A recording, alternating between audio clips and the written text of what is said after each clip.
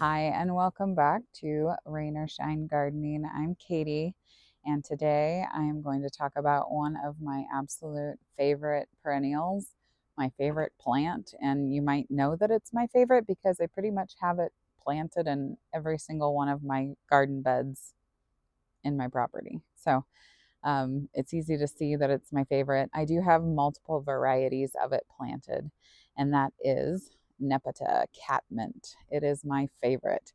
So it has a lot of bloom power to it. It's really a great grower for me in a lot of different conditions, even. I get it to grow in part sun, it loves full sun as well. It also flushes out with its first blooms in spring, but then you can cut it back and get additional blooms out of it as well. So it's just a great producer in the garden. You'll notice right behind me in this garden bed, I have a lot of it. And this is not a small variety. So catmint can, depending on the variety and the growing conditions, it can be anywhere from 1 to 3 feet tall and wide. And the variety that I have in my garden bed behind me is one that's very large. I love it because it is a great pollinator attractor too. So you'll see bees all over it when it's in bloom. The bees just love it. So I plant it intermixed with my vegetable garden in some of the beds that are on each side of my vegetable garden. And then behind me, I actually have peppers and I have some columnar apple trees planted there too.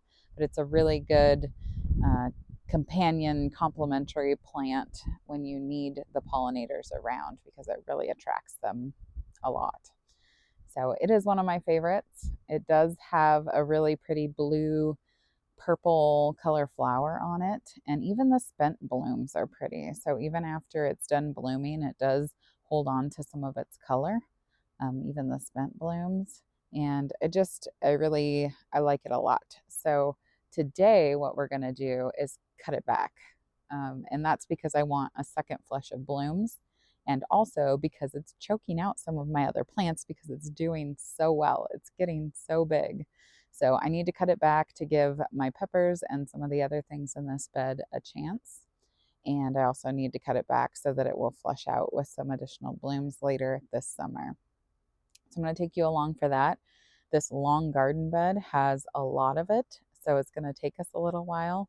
We're doing it as the sun is getting close to setting because we don't want to bother the pollinators because it typically is covered from sunrise to sunset with bees.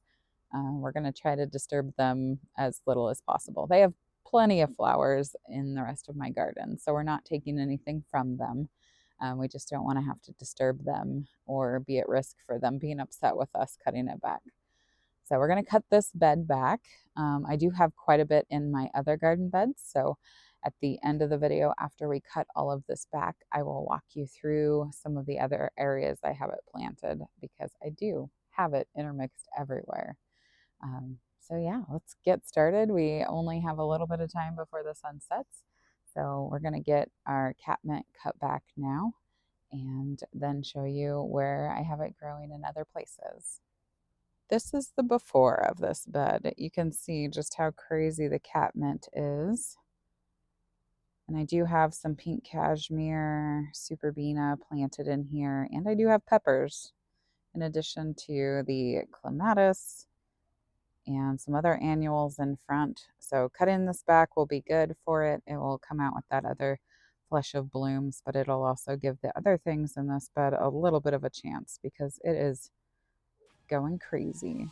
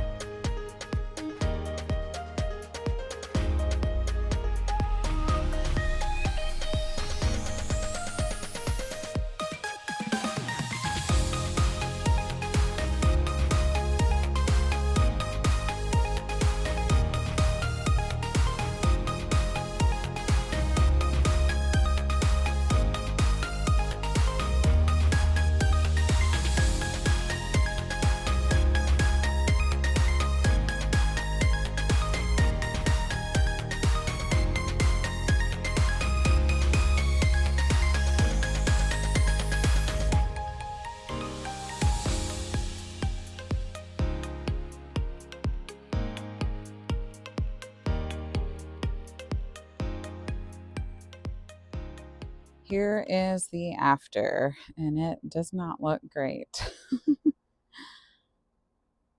We had a lot of catmint growing in this bed, and it was so pretty, but it will only be a little while until we get another flush of blooms going, and it will be great. So now we get to be patient and wait. I think I am going to top dress this bed now with some compost and make it look a little bit nicer in the meantime.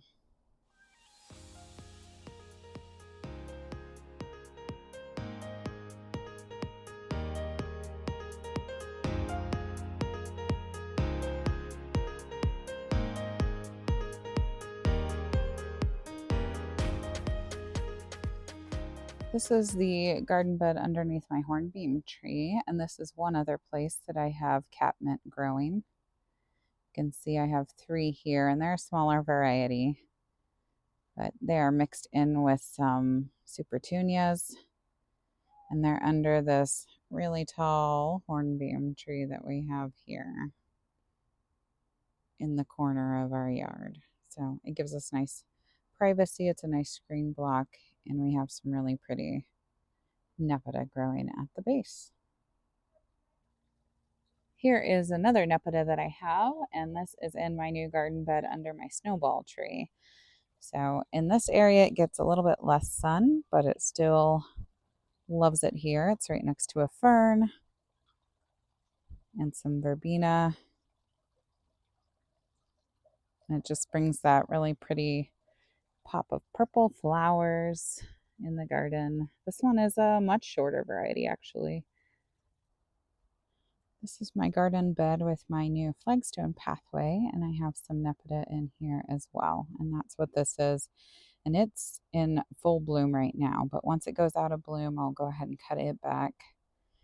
These I actually found on clearance after, actually, this is the second flush of blooms because I bought it on clearance after it had bloomed at a big box store and brought it home, trimmed it up, and this is its second flush for the season. I have another one here, and then another one over here on this side.